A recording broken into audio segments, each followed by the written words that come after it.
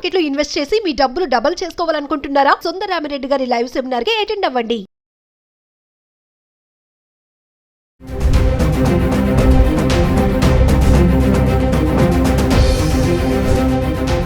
నమస్తే, welcome back to Suman TV. ప్రస్తుతం మనతో పాటు ఫ్యామిలీ కౌన్సిలర్ రజనీ రమ్మ గారు. నమస్తే మ్యామ్. నమస్తే నవీన. మేడం, చాలా మంది వైఫ్ అండ్ హస్బెండ్ అంటే భార్యాభర్తలు లాంగ్ రిలేషన్షిప్ మెయింటైన్ చేయలేకపోతున్నారు. అందుకే ఈ మధ్య కాలంలో చూసుకుంటే మనము పెళ్ళైన 2 నెలలకి, పెళ్ళైన 6 నెలలకి, పెళ్ళైన 2 రోజులకే కూడా డివోర్స్ తీసుకున్న సందర్భాలు చాలానే చూస్తున్నాం. ఎందుకు లాంగ్ రిలేషన్షిప్ మెయింటైన్ చేయలేకపోతున్నారు? ఇంకొకటి ఏంటంటే డివోర్స్ తీసుకుంటే మరి లైఫ్ చాలా హ్యాపీగా ఉంటుంది, ఎందుకు వచ్చింది తలకాయ నొప్పిరా బాబా అని కొంతమంది అనుకుంటున్నారు. మీరేం చెప్తారు? లాంగ్ అంటే లాంగ్ టైం వరకు ఉండి కూడా డివోర్స్ తీసుకుంటున్నారు. అలా కూడా ఉన్నారు. ఎందుకంటే మీరు అన్నట్టు కుదరటం లేదు. వయసు పెరిగే కొద్దీ కొంచెం ఆలోచనలు మారుతాయి, సిచ్యువేషన్స్ మారుతాయి, బాధ్యతలు పెరుగుతాయి, హెల్త్ ఇష్యూస్ వస్తాయి. అక్కడ ఒకళ్ళనొకళ్ళు ఎందుకు భరించాలి? నిజంగా నవీనా గారు ఈ భావనలే వస్తున్నాయి. అయ్యో నా భర్త, అయ్యో నా భార్య అని ఎవరు అనుకోవట్లేదు. అంటే లాంగ్ రిలేషన్షిప్ లో ఉన్న వాళ్ళు కూడా డివోర్స్ తీసుకుంటున్నారు. గొడవలు ఫస్ట్, డివోర్స్ తర్వాత, లేదంటే ఆస్తులు రాసేయండి. ఇప్పుడు వీళ్ళు ఏంటంటే భర్తలు ఒక సర్టెన్ ఏజ్కి వస్తారు, 40, 45, 50, 55 ఏజ్కి వచ్చినప్పుడు ఆటోమేటిక్గా నేను ఇందాక చెప్పిన లక్షణాలన్నీ వస్తాయి. వచ్చినప్పుడు వాళ్ళ పేరెంట్స్ని చూసుకోవాలి, వాళ్ళ రిలేషన్స్ ఉంటారు, ఇంకా వాళ్ళతోటి బాగా వెళ్తూ వస్తూ ఉండాలి అనే మైండ్ సెట్ మారుతుంది వాళ్ళకి. ఇక్కడ ఉన్నాగా ఇంతకాలం నుంచి ఉంటున్నాము, ఇంకా ప్రతి చిన్నది పట్టించుకునేది ఏముంది, అలవాటైన విషయాలే కదా, భార్య కూడా కొన్ని చూసుకుంటుంది కదా అంటే మైండ్కి కొంచెం అప్పుడు ఫ్రీ వస్తుంది అనమాట. ఇంకా తన వాళ్ళతో కూడా కొంచెం ఎంజాయ్ చేయాలని అనుకుంటాడు మగవాడు. మరి భార్యకు కూడా ఉంటుంది కదండి, భార్యకు కూడా ఉంటుంది, కానీ భార్య వెళ్ళలేకపోతుంది. ఎందుకంటే బాధ్యతలు నువ్వు చూసుకుంటావు కానీ తను వెళ్తాడు. మరి తను వెళ్ళాలంటే ఎవరు చూసుకోవాలి? నువ్వు 4 రోజులు తిరిగిరా, నేను ఇల్లు వాకిలి పిల్లల్ని అన్నీ చూసుకుంటాను, ఏ మగాడన్నా అనటం ఎక్కడన్నా. మనమైతే వీళ్ళ ఉండుంటారు ఎక్కడో మహానుభావులు, మనకైతే సాధారణంగా కనపడరు. మరి అలాంటప్పుడు ఆ మనసు ఉడికిపోతూ ఉంటుంది. అక్కడ కూడా డిఫరెన్సెస్ వచ్చేస్తాయి. ఇంకా మీరు చెప్పినట్టు పొద్దున పెళ్ళి సాయంత్రం విడిపోతున్నారు, పెళ్లి పీటల మీదే విడిపోతున్నారు. దాన్ని లాంగ్ టైం అని అనలేము అసలు. ఇంకా చెప్పాలంటే కనీసం మీరు ఒక 3 నెలలు కాపురం చేశారంటే గ్రేట్ అనమాట, లేకపోతే 3 సంవత్సరాలు చేశారంటే ఇంకా గ్రేట్. ఎందుకు మేడం అలా అంత త్వరగా నచ్చట్లేదు నవీన, నచ్చటం లేదు వాళ్ళకి. వాళ్ళ ఎక్స్పెక్టేషన్స్ రీచ్ అవ్వట్లేదు, వాళ్ళ కోరికలు తీరట్లేదు. ఇప్పుడు ఈమె ఒకటి అనుకుంటే అతను ఒకటి అనుకుంటుంటాడు.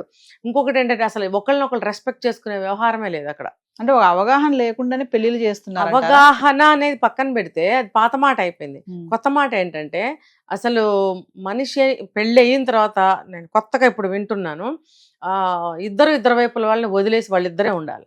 అటు ఎవరుండదు, ఇటు ఎవరుండదు. అలా అయితే ఏమో పాపం, దయచేసి ఒక 10 ఏళ్ళు ఏమైనా ఉంటారేమో. అమ్మో చాలా పెద్ద పీరియడ్ అది, ఎవరు లేకపోతే అనుకుందాం. సమస్య వచ్చేదే వాళ్ళ అంటారా? వాళ్ళ ఫీలింగ్ అది. ఎవరన్నా ఉంటే మనల్ని చెడగొడతారు.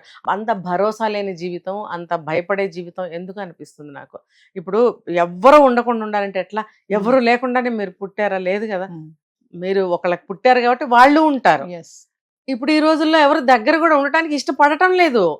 మేము వస్తాం అనేవాళ్ళు లేరు, రండి అనేవాళ్ళు లేరు. ఆల్రెడీ ముందే రెస్ట్రిక్షన్స్ పెడుతున్నారు కదా. పెట్టకపోయినా అది అండర్స్టూడ్, లేని వాళ్ళని చేసుకోవాలని అది అండర్స్టూడ్. మీరు ఉండొద్దు, మేము ఉండము, అమ్మయ్య బాబాయ్ వెళ్ళిపోండి అన్నట్టు అయిపోయింది సొసైటీలో.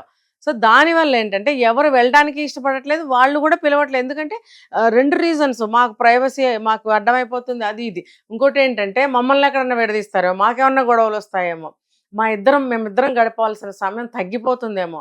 కానీ నిజంగా నవీన, ఇద్దరే ఒక ఐలాండ్ లో ఉన్నా కూడా, ఏమన్నా ఒక పురుగు పుట్ర సీతాకొక చిలుక కూడా రాకపోయినా కూడా వాళ్ళల్లో ఖచ్చితంగా ఏదో ఒక రోజుకి అభిప్రాయ భేదాలు రాకుండా అయితే ఉండవు. ఇంకొకటి మోజు తగ్గకుండా అయితే ఉండదు. బోరు కొట్టదా నవీన? రోజు మన ఇద్దరం ఇలాగే కూర్చుంటే మనకు బోరు కొట్టదు. కాస్తంత అటు వెళ్దాము, ఇటు వెళ్ళిన టీ తాగుదాము, కాసేపు గాలిలో నుంచుందామని మనకే అనిపిస్తుంది. అలాగే వాళ్ళకు కూడా బోర్ కొట్టేస్తుంది. కొట్టినప్పుడు అప్పుడు ఎవరి మీద నెపం పెడతారు? ఇది ఇప్పుడు ఇంకా మీరన్న పాయింట్కి మళ్ళీ వస్తే, ఈ కారణాల వల్ల ఎవరు ఉండద్దు. ఇంకొకటి ఏంటంటే అన్ని కూడా చచ్చినట్టు మారు. పెళ్ళాం కోసం మొగుడు మారాలి, మొగుడు కోసం పెళ్ళాం మారి అతనికి కావాల్సినట్టే ఈమె ఉండాలి, ఈమెకు కావాల్సినట్టే అతను ఉండాలి. పక్క చూపులు చూడకూడదు. పక్క చూపులు అంటే కనీసం బుక్కు పెన్ను కోసం కూడా చూడొద్దు. నా వైపే చూడు, నేను ఇక్కడ ఉన్నంతసేపు నాతోనే మాట్లాడు. 3వ వాళ్ళు ఎవరన్నా వస్తే వాళ్ళతో మాట్లాడితే బగబగ మండిపోతారు. అంటే మేడం ఒక క్వశ్చన్ చెప్పండి, పెళ్లి అంటేనే ఎవరో ఒకరు సాక్రిఫైస్ చేయాలని అంటారు, మీరేం చెప్తారు? ఎవరో ఒకళ్ళు కాదమ్మా, ఇద్దరు చేయాలి. ఎందుకు ఒకళ్ళు ఎందుకు చేయాలి? ఒకలే చేయాలంటున్నారు కదా బయట. దట్టు మొగుడే. అదే నేను చెప్పేది. ఆ మొగుడు గారు ఎవరితోన్నా మాట్లాడి చచ్చాడేవాడు ఆ రోజు. మాట్లాడకూడదు. సరే వాళ్ళు అక్కడ ఉన్నప్పుడు వచ్చిన వాళ్ళు ఎవరైనా ఉంటే వాళ్ళని మానేసి ఇంకా వీళ్ళతోనే మాట్లాడా. అరే నీతో 24 గంటలు ఇంట్లో మాట్లాడుతున్నానుగా, ఇంకా వచ్చిన వాళ్ళతో మాట్లాడద్దా? సర్కిల్ ఉండద్దా? అంటే జీవితం వద్దు. నీతోనే కూర్చుంటే ఎలాంటి జీవితం ఉంటుంది? ఒక ప్రేమ, ఒక సంసారం, ఒక పిల్లలు, అది వేరు. ఇంటి లోపల జీవితం వేరు, గడప బయట జీవితం వేరు. ఆ జీవితం ఉండాల్సిందే. అది లేకపోతే ఇప్పుడు తను ఉద్యోగం చేస్తుంది, ఈ అబ్బాయి ఉద్యోగం చేస్తున్నాడు. నువ్వు ఉద్యోగానికి వెళ్ళి రావటం లేదా? ఉద్యోగం మానేసి ఆఫీస్కి వెళ్ళి అబ్బాయి పక్కన కూర్చుంటూ రావలేదు కదా. నీ ఉద్యోగానికి నువ్వు వెళ్తున్నావు అంటే ఏంటి? అది అవసరమేగా. నువ్వు గడప దాటి బయటకు వెళ్ళటం అనేది అవసరమే. మరి ఆ అబ్బాయికి అవసరమే. అలా వెళ్ళినప్పుడు బయట సర్కిల్ ఉండదా? అంటే చిన్న చిన్న కారణాల వల్ల డివోర్స్లు తీసుకుంటున్నారు. అసలు మెయిన్ ఇదే నవీనా, మెయిన్ ఇదే అంటే ఇదే పక్క. అసలు రెండో పురుగుతో మాట్లాడటానికి, ఇంకా పుట్టిన బిడ్డలతో మాట్లాడినా కూడా సహించరేమో రేపు. అలా తయారయ్యారు. అందుకోటి ఎక్స్పెక్టేషన్స్ విపరీతంగా.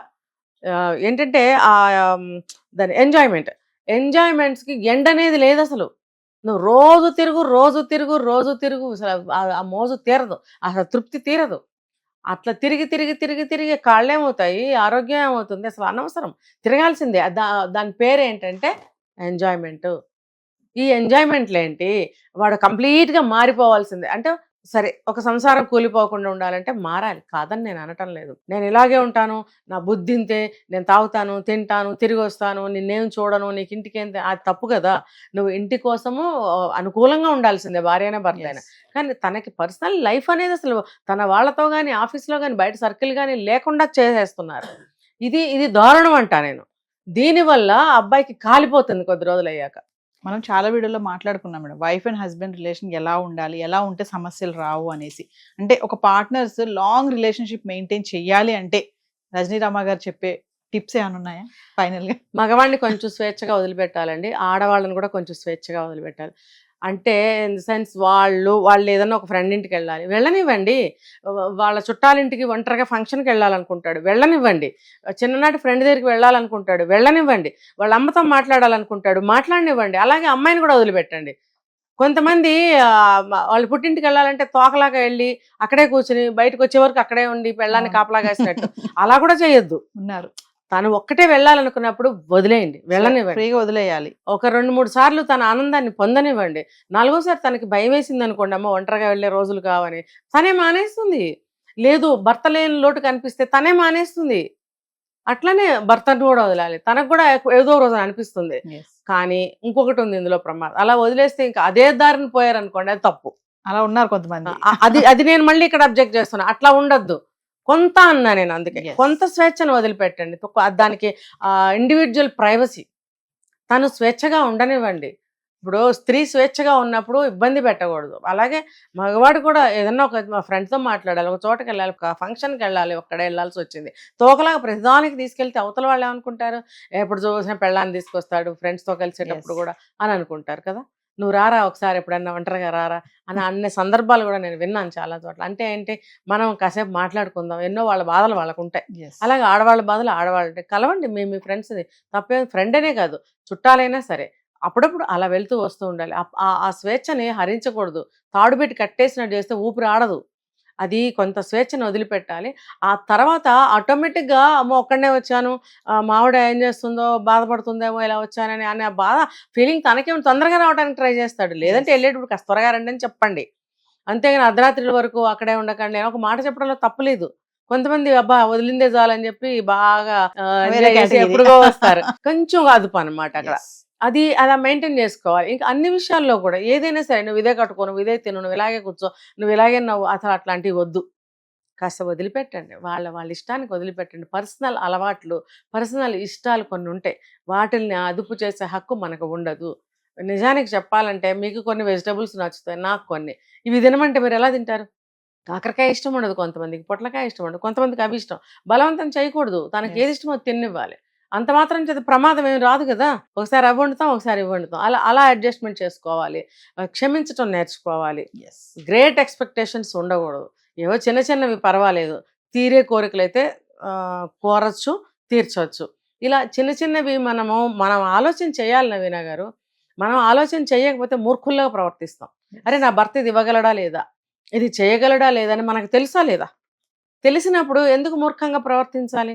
తన దగ్గర లేదు, తేలేడు, చేయలేడు అన్నప్పుడు మనం అడగకూడదు. ఎంత చేయగలడో అదే అడగండి, తప్పేమీ లేదు. Thank you ma'am.